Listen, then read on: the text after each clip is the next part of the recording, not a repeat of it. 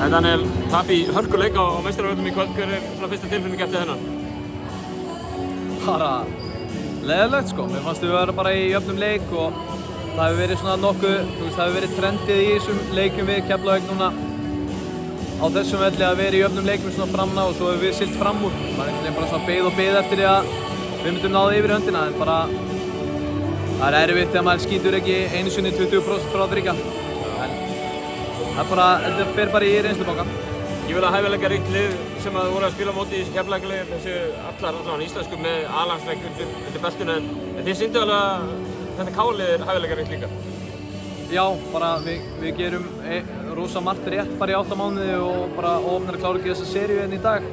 Við höfum verið að skjóta vel á heimavelli núna í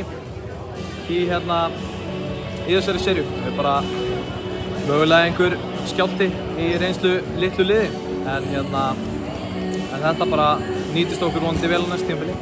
Svolítið skrítinn svona endir á annars flottu tímabili hjá okkur, en það endir hérna eru í bara baráttunum deildarmeistaratitilinn.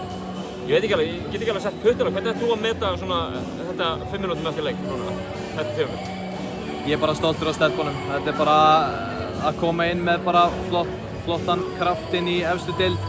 Ég held að við spáðum 9. sæti hérna fyrir tímabil og við spilum úrslitaleik upp á deildarmeistaratitilinn hérna eftir skiptingu eða fyrir playoffs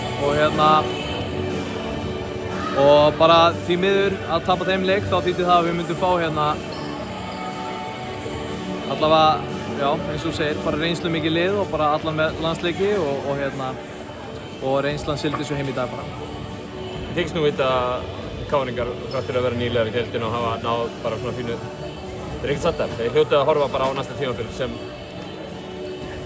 Ég myndi segja að þetta væri bara flott fyrstu skref í að koma stórveldinu aftur á toppinn. Kæra þakkir Daniel og gangi ykkur vel á næsta tímabili. Já.